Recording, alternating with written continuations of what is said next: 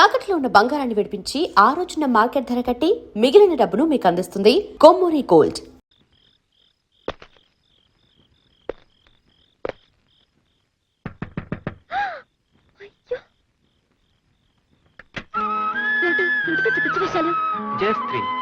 నేను రావడం నీకు థ్రిల్, నీకు థ్రిల్ ఇవ్వడం నాకు థ్రిల్. థ్రిల్ అంటే థ్రిల్. మా డాడీ చూస్తే షూట్ చేసి పారేస్తారు. Very good. ప్రేమ కోసం ప్రాణాలనే ఇస్తాను. సయ్య ప్లీజ్ వెళ్ళు. I love you.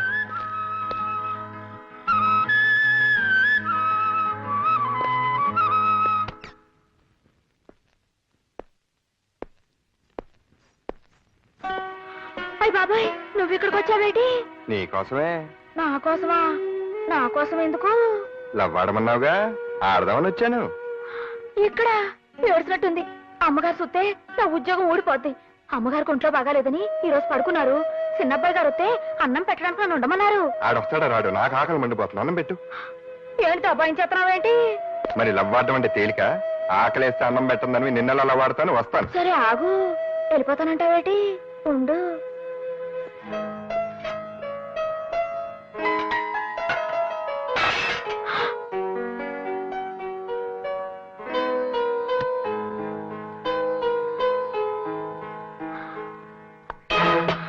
అమ్మగారు, మరి ఇతను ఆకలంటేను పోనీ పాపమని కొంచెం కొంచెం అంటే కొంచెం అన్నం పెట్టాను. అన్నదానం పుణ్యం కదండి. మా అబ్బాయే రవి. వాడేదో పరాయి వాళ్ళ మాట్లాడతావేంటి? నిలబడి తింటావేరా? కూర్చో.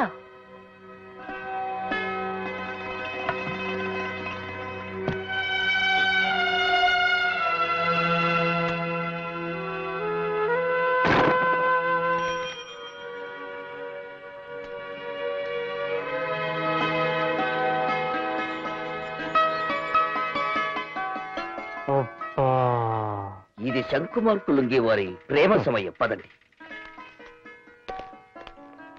తప్పైపోయిందండి. మీరు గొప్పోరని నాకు తెలీదు. తెలిస్తే మీతో మాట్లాడేదాన్నే కాదు. అందుకే అలా చేశాను. నన్ను క్షమించండి. అయ్యో, మరి లవ్వాడద్దా? చా, మీరెక్కడా నేనెక్కడా? చెప్తున్నాను కదా పొరపాటు అయిందని. నాకు లవ్ వద్దు, గివ్వద్దు. ఓవర్ అవకు. అంతా నీ ఇష్టమేనా? లవ్వాడమనేది నువ్వే, ఆడద్దనేది నువ్వే. ఆ పప్పులేం ఉడకో. నేను లవ్వాడే తీరుతా.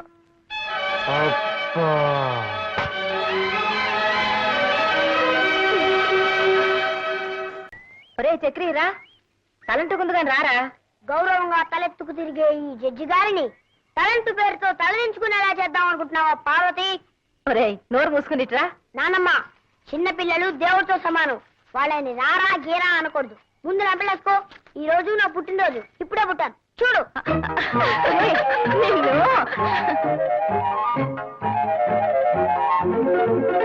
ఏంటమ్మా కళ్యాణి, ఉదయాన్నే పోలీసు చెప్పుకుంటాడో ఏం బాలేదు. మీ ఆయన బాగానే సంపాదిస్తున్నాడు అనుకుంటాను. పర్వాలేదే. నోడు పోయి పెద్ద ఆరింది అలా మాట్లాడావంటే తంతాను. పుట్టినరోజు వాడిని కొడతాడు. Many happy returns of the day. Thank you daddy. Rammohan Rao, mister Rammohan Rao, mister Rammohan Rao. yes your honor. Good boy. పెద్దవాళ్ళు పిలవగానే అలా పలకాలి. That is discipline. thank you sir. Come on, చేతులు పట్టుకుని నిలబడు. yes sir. That's good. ఇప్పుడు నేను చెప్పినట్టు చెయ్యి. దేవుని ఎదుట ప్రమాణం చేసి, దేవుని ఎదుట ప్రమాణం చేసి ఈ రోజంతా నవ్వుతూనే ఉంటాను. ఈ రోజంతా నవ్వుతూనే ఉంటాను. నేను నా భార్య పార్వతి కలిసి ఎంచక్క బోల్డ్ కౌరులు చెప్పుకుంటావు. ఆగిపోయావు తాతయ్య, చెప్పు. నువ్వు నాన్నమ్మ కలిసి మాట్లాడుకోవడం నేను ఎప్పుడు చూడలేదుగా. అది పెద్ద చిన్న తేడా లేకుండా ఏంట్రా మాటలు? తాతయ్య గారు నాలా అనొచ్చా? కొడతావు పుట్టినరోజున. వేలిడంత లేడు. వీడేం మాట్లాడుతున్నాడో విన్నారుగా. ఎవరైనా వింటే పెద్దవాళ్ళు చెప్పి మాట్లాడించారనుకుంటారు.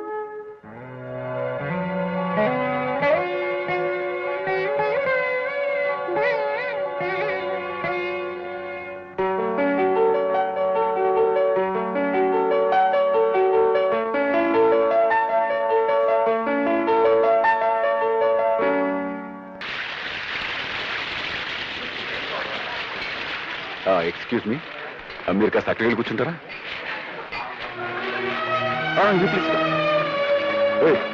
ఎవరో వస్తున్నారు కాస్త చూసుకో. అక్కడ ఖాళీగా ఉంది. వద్దులేరా పోదాం. మనం భోజనం చేయలేదని తెలిస్తే రవి బాధపడతాడేమో. చేసేవాడు చెప్తాం. ఏరా భోంచేశారా? స్వయంగా మీ అన్నయ్య వడ్డించాలండి. రాణి చికెన్ బిర్యానీ సూపర్ గా ఉంది. ఓవర్ అవ్వకు. మా ఇంట్లో నాన్ వెజిటేరియన్ లేదు. మా ఇంట్లో తినడానికి సిగ్గేంట్రా? అదండి కమాన్. ఏంటి ఇప్పుడే కదా నేను మిమ్మల్ని అక్కడి నుంచి లేపొస్తున్నాను, మళ్ళీ ఇటు వస్తున్నారేంటి? తప్పు. వీళ్ళు అక్కడి నుంచి నువ్వు లేపావు. నా గెస్ట్లు వచ్చారా? వీళ్ళు నా గెస్ట్లు కదా? రవి మీ అన్నయ్య నువ్వు నమ్మే. వీళ్ళు మనుషుల్లో కనబడలేదా నీకు? అరవకు, అసహ్యంగా ఉంది. ఏంటి ఉపయోగం ఉండేది? మధు ఏం లేదు, వాళ్ళ ఫ్రెండ్స్ అది కాదు నాన్న, నేను చెప్తాను. నా ఫ్రెండ్స్ పట్టుకుని ఏమిటా నలుగురు ఈ గోళ? రవి ఏమిటా గొడవ? గొడవ చేసింది నేనా అన్నయ్య? నా ఫ్రెండ్స్ భోజనాన్ని పిలిస్తే వాళ్ళు అవమానిస్తాడా? ఎవరా నీ ఫ్రెండ్స్? పెద్దవాళ్ళ పక్కన కూర్చోకూడదనే సంస్కారం లేని ఆ చిల్లర వాళ్ళు నీ ఫ్రెండ్స్ అంటావా? సంస్కారం అనేది వేసుకునే బట్టల్లోనూ కూర్చునే సీట్లలోనూ ఉండదు. వాళ్ళని అవమానించింది కాక దబాయిస్తున్నాడు. ఎవరు అవమానించారా? అలా పక్కకి భూంచేయండి అన్న, అదేమని తప్ప? బాబు మధు, భోజనాన్ని కూర్చున్న వాళ్ళని అలా లేపచ్చా? అమ్మా వాడిని అలా నెత్తికెక్కించుకోబట్టే వాడు అలా తయారయ్యాడు. వీడిని నా తమ్ముడిని చెప్పుకోవడానికి సిగ్గేస్తుంది. మొన్న ఆ అలగా జనంతో రోడ్డు మీద పడి చందాలు అడుగుతుంటూ ఉంటే నాకు తల తీసేసినట్టయింది. అలాగా జనం చిల్లర జనం ఊరిని వాళ్ళని అసహించుకో. ఇలాంటి వాళ్ళు పట్ల కొట్టి వాళ్ళందరూ గొప్ప వాళ్ళైంది. చూసావా? రవి ఏమిట్రా ఇది? ఏమిటి? నీ ఫ్రెండ్స్ తీసుకొచ్చి ఇక్కడ భోజనం పెట్టు, అంతేగాని మీరిద్దరు ఘర్షణ పడి మన పరువు కాస్త బజార్లో పెట్టకండి. మధు, నీ గెస్ట్ వచ్చారు చూడు. హలో రవి. రేయ్ ప్రసాద్ కూర్చో. అన్నట్టు 5 ఏళ్ళు ఉంటుంది కదా మనం కలిసి. అయ్యే ఉంటుంది. ఏంటి ఎలా వచ్చావు? ఏసీపీ గారితో పనుండి వచ్చాను. మా అన్నయ్యతో ఏంటి పని? మా లారీ యాక్సిడెంట్ అయింది. దానికి మీ అన్నయ్య క్లియరెన్స్ ఇవ్వాలి. 25,000 అడుగుతున్నారు. ఎలాగో నువ్వు ఉన్నావు కదా, ఒక మాట చెప్పు బ్రదర్. లే ఇక్కడి నుంచి. నా మీ సీరియస్ అటెండ్ నువ్వు. నేనే లంచం తీసుకోవడానికి రాలేదు, ఇవ్వడానికి వచ్చాను. అది మీ అన్నయ్య రమ్మంటేనే. ఏయ్, ఏంటి ఎక్కువ మాడుతున్నావు? పొమ్మనప్పుడు పో. ఇంకెప్పుడన్నా ఇంటికి వచ్చి లంచం విషయం మాట్లాడామంటే చంపేస్తాను. పో. రవి ఏంట్రా ఇది? వాడిని ఇంటికి ఎందుకు రమ్మన్నావు? పిలవడానికి నీ పర్మిషన్ కావాలా? ఇలాంటి వెధవ పనులన్నీ ఆఫీస్లో పెట్టుకో. నీకు సంబంధం లేని విషయంలో నువ్వు అనవసరంగా జోక్యం కలుగు చేసుకోవద్దు. వెళ్ళి పని చూసుకో. నాన్న, నువ్వు మహాపురుషుడు అని, సత్యాన్ని నిలబెట్టే సత్యహరిశ్చంద్రుడు అని ఆయన గౌరవ మర్యాదలు నువ్వే కాపాడగలవని అపోహపడుతున్నాడు. ఆయన అలాగే బ్రతకు. ఇంట్లో ఈ నీతిమాలిన పనులు వెలగబెట్టి నీ నిజ స్వరూపాన్ని బయట పెట్టుకో.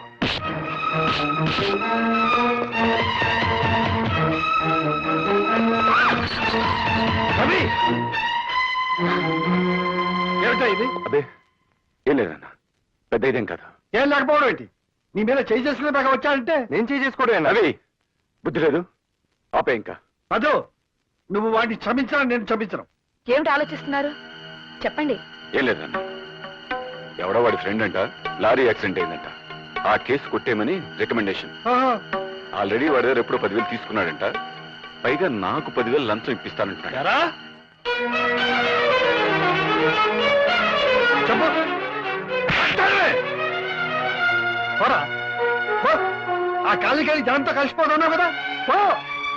ఆ కాలనీ జనాన్ని ఇంటికి తీసుకొచ్చి మమ్మల్ని అందరినీ అవమానం చేసి తలక నిప్పులాంటి అన్నయ్యని కూడా తోవలతో అనుకున్నావు. వెళ్ళి నుంచి పో.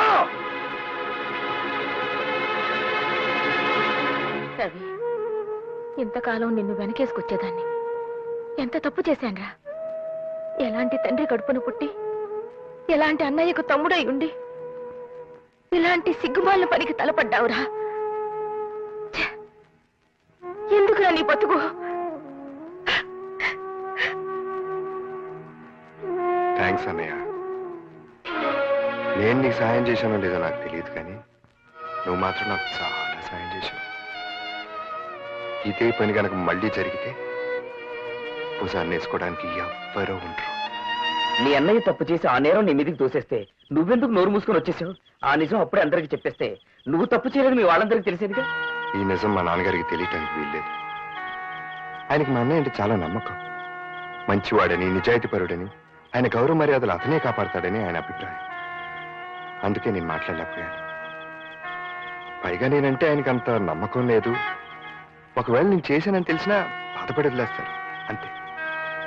కానీ అన్నయ్య అలాంటి వాడని తెలిస్తే మాత్రం ఆయన తట్టుకోలేడు.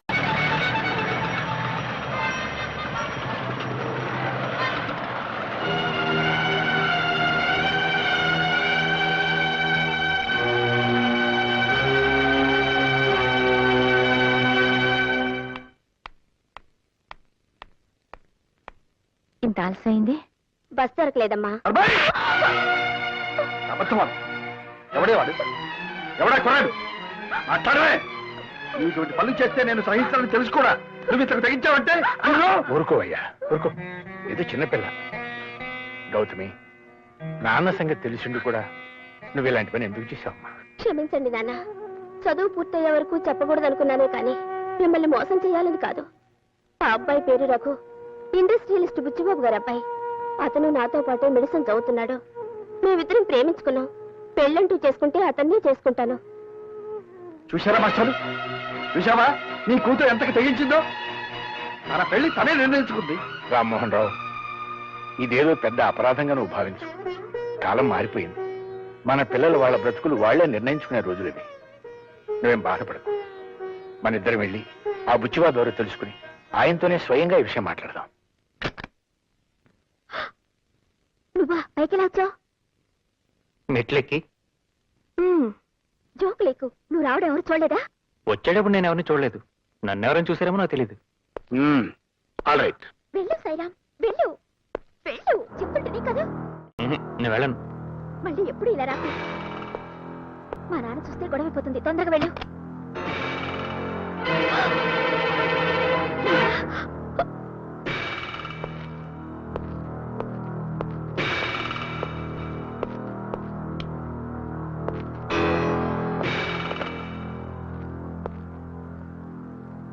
నా పేరు సాయిరాం అండి.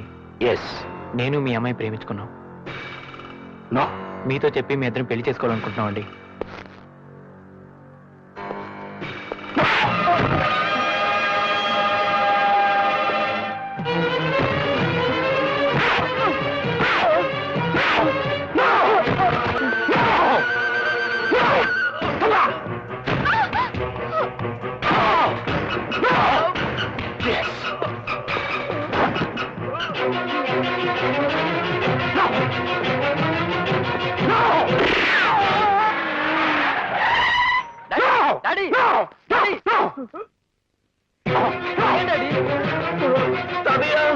ఏమైంది?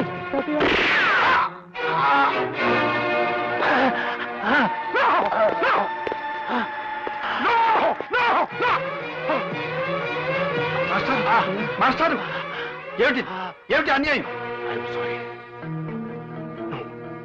ఆయన ఎవరో నాకు తెలీదు. ఆయన్ని చంపడం నా ఉద్దేశం కాదు. నా కూతుర్ని వల్లో వేసుకున్న కుర్రాన్ని. ఈ కుర్రాడు ఎవరో కాదు, మా మాస్టర్ మనవడు. నేను నీతో పెళ్లి విషయం మాట్లాడడానికి ఈ పెద్ద మనిషిని తీసుకొస్తే ఈయన చంపుతావా? ఆయన ఇంకా చావలేదు కదయ్యా. హాస్పిటల్ పడండి. ఆ విషయం నువ్వు చెప్పక్కర్లేదు. నేను ఈయన హాస్పిటల్లో చేర్పిస్తాను. నిన్ను పోలీసులకు అప్పచెప్తాను. నాతో పెట్టుకోకండి. నా కొడుకుతో నీ కూతురు పెళ్లి జరగాలి. అది గుర్తుపెట్టుకో. ఏం జరిగిందన్నా? ఆ వివరాలు సాయిరాం చెప్తాడు. వెంటనే అతని దగ్గర స్టేట్మెంట్ తీసుకుని బుచ్చిబాబుని అరెస్ట్ చేయి. అలాగే. సాయిరాం సార్, బుచ్చిబాబు గారు అమ్మాయి నేను. అదంతా నాకు తెలుసు. బుచ్చిబాబు మీద కంప్లైంట్ ఇస్తే ఏం ప్రయోజనం ఉండదు సరి కదా. నీ ప్రాణాలకే ముప్పు. అదొక యాక్సిడెంట్ అని రాసిస్తాను. నువ్వు కూడా అలాగే స్టేట్మెంట్ ఇవ్వు. సబాష్. కంచె చేను మేస్తున్నాను విన్నాను. ఇప్పుడు కళ్ళారా చూస్తున్నాను. పాపం నాన్నగారు నిన్ను నమ్మి కేసు అప్పగించారు. సాయిరాం ప్రాణాలకి ఏ ముప్పు రాకుండా నేను చూసుకుంటాను. నువ్వేం మరీ కావద్దు. సాయిరాంతో స్వయంగా నేనే కోర్టులో కంప్లైంట్ ఇప్పిస్తాను. నువ్వు వెళ్ళి బాస్ బుచ్చిబాబుతో చెప్పుకో. సాయిరామని నీకు అప్పగిస్తున్నాను. ఇక మీదట వాడి బాధ్యత అంతా నేనే.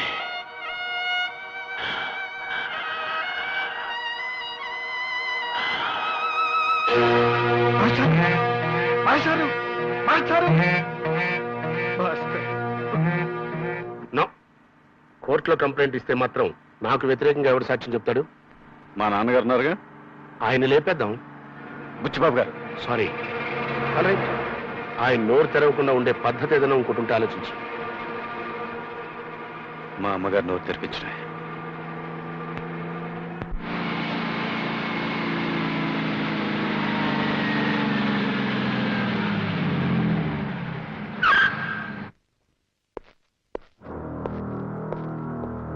నమస్కారం అమ్మా.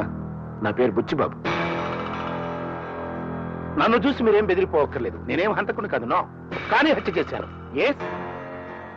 సినిమాల్లో రక్తపాతం చూస్తేనే మూర్చిపోయే నేను గోపాలకృష్ణ గారిని హత్య చేస్తానా? No no no. ఆయన అడ్డుగా వచ్చాడు, ప్రాణాలు పోగొట్టుకున్నాడు. కోట్లు కుమ్మరిచ్చి అల్లుణ్ణి కొనుక్కోగలిగిన నాకు ఆప్తాలో సాయిరామ్ గారు వచ్చి అల్లుడిని అవుతాను అంటే టాలరేట్ చేయలేకపోయాను. అందుకే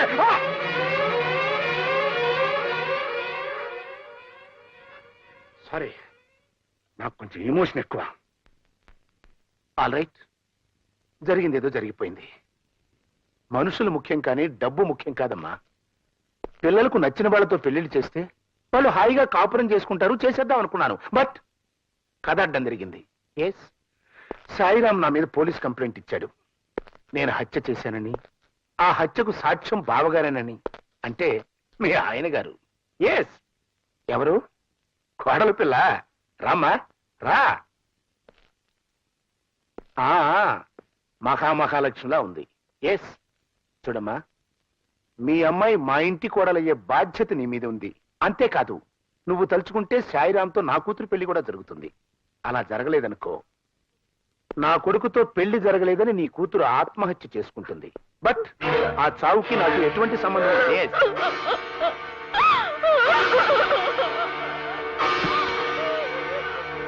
ఇవన్నీ జరగాలంటే నేనేం చెయ్యాలి? జస్టిస్ రామ్మోహన్ రావు గారితో అబద్ధం చెప్పించాలి. ఎస్, నేను హత్య చేయటం చూడలేదు అని మీ ఆయన ఒక్క అబద్ధం చెప్తే చాలు, 2 జంటలు ఏకమవుతాయి. ప్లీజ్ నన్ను హంతకుని చేయకండి, బియ్యం కుండి చేసుకోండి. ఓకే?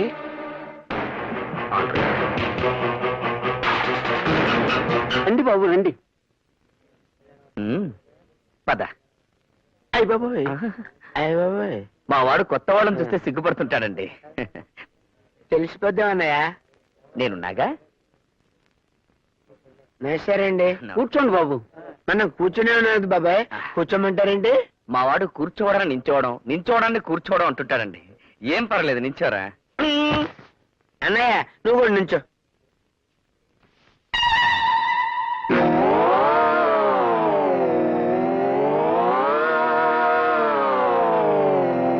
అయ్య బాబాయ్, అలా కూర్చుండిపోయింటన్నయ్య. నిలబడు, పర్వాలేదు, నించో. ఇదేం రివర్స్ అండి బాబు? అన్నయ్య అంటారు ఏమిటండి? మా వాడు మావయ్యని అన్నయ్య, అన్నయ్యని మావయ్య అంటుంటాడండి. మందు కసక తీసుకురమ్మని అన్నయ్య. నాన్నగారు, పెళ్లి కూతురు మంచి కసక్లా ఉందండి. ఊరి నీ కసక్కు పూల, ఆమె పెళ్లి కూతురు తల్లిరా. అయితే నా కసక్ని వెంటనే ఇక్కడ తీసుకురండి. కసక్ ఏమిటండి? కసక్ అంటే పెళ్లి కూతురండి. వాడు జోకేస్తుంటాడు. తీసుకురండి పెళ్లి కూతుర్ని. అమ్మాయిని తీసుకురావే. పెద్ద కసక్లా ఉందండి మేనల్డ్.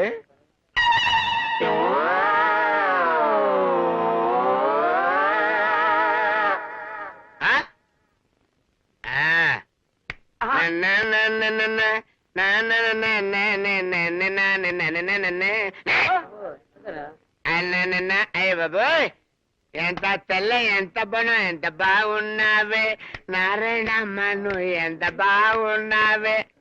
అయ్య బాబోయ్, ఎర్ర చీర కట్టావే నారాయణమ్మ, నువ్వు పూలరేఖ వేసావే.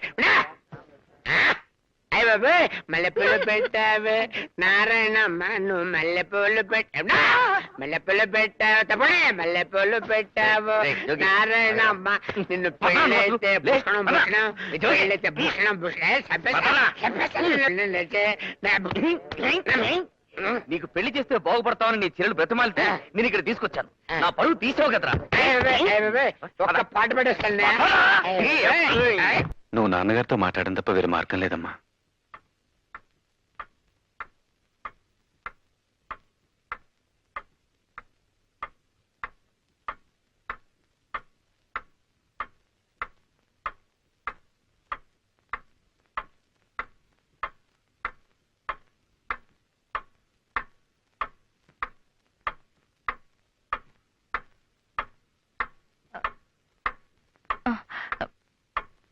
ఏమండి?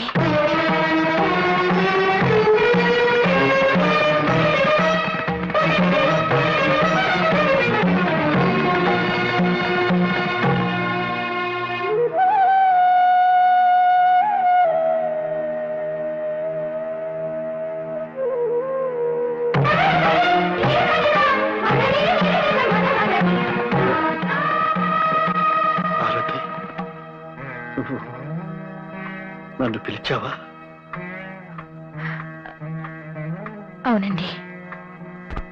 చిన్నప్పటి నుంచి నేను దైవంగా చూసుకుంటున్న మా మాస్టర్ పోయారని ఈ తీయటి మాటలతో నన్ను ఓదార్చడానికి ఎన్నాళ్ల తర్వాత నోరు తెరిచావా పార్వతి? మాస్టారు పోయారు గాని ఆయన మనవడున్నాడు. ఆ మనవడు బాధ్యత మీ మీద ఉంది. నేను ఇన్ని సంవత్సరాలుగా మీతో మాట్లాడకపోవడానికి కారణం గుర్తుందా? మీరు చెప్పిన ఒక్క నిజం, బిడ్డ ఇంట్లోనే ఉన్నాడన్న నిజం మీరు పోలీసులకు చెప్పడం వల్ల నా బిడ్డ నాకు కరువయ్యాడు. ఆ బాధతో నా నోరు మూతపడిపోయింది. ఇప్పుడు నేను తిరిగి నోరు తెరిచింది అలాంటి నిజం మీతో చెప్పించకూడదనేనండి. అంటే నాన్న, మీరు లేని సమయంలో బుచ్చిబాబు వచ్చి అమ్మను బెదిరించి వెళ్ళాడట. నువ్వు ఇంకా ఆ బుచ్చిబాబుని అరెస్ట్ చేయలేదా? నేనే వద్దని ఆపాను మావయ్య గారు. అత్తయ్య గారు కూడా వద్దన్నారు. ఎందుకని? మీరంతా అతని బెదిరింపులకు జడిసిపోయారా? అతను బెదిరించలేదండి, బేరం పెట్టాడు. మీరు కోర్టులో సాక్ష్యం చెప్పకపోతే వాళ్ళ అమ్మాయితో సాయిరాం పెళ్లి జరిపిస్తానన్నాడండి.